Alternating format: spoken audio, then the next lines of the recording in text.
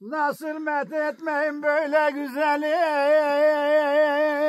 dökülmüş kulunca saç yörük kızı. Yine geldin ilkbaharın ayları,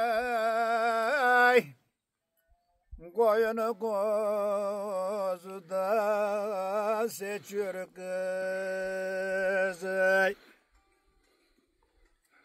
Yine geldi yaz baharın ayları, katarın başını çekiyor kızı.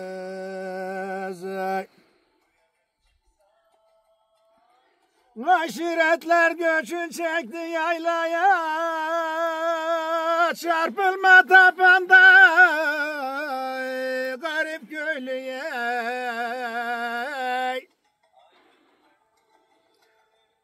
Kiraz yaylasında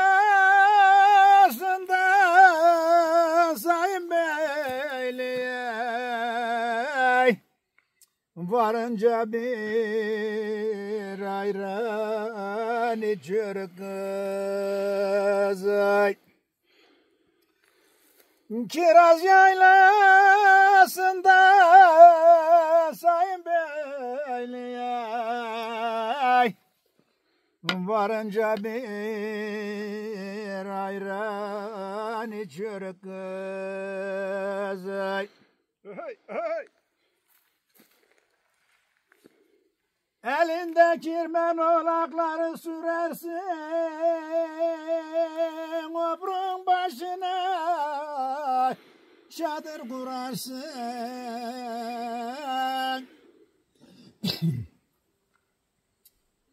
Uçan kuştan yavukluğu sorarsın.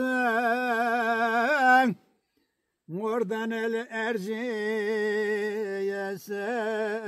göçür kızı.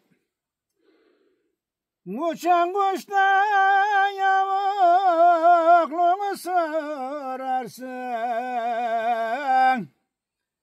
Oradan Erciyes'e göçür kızı. Oy, oy, oy, oy. Allah'ına kurban.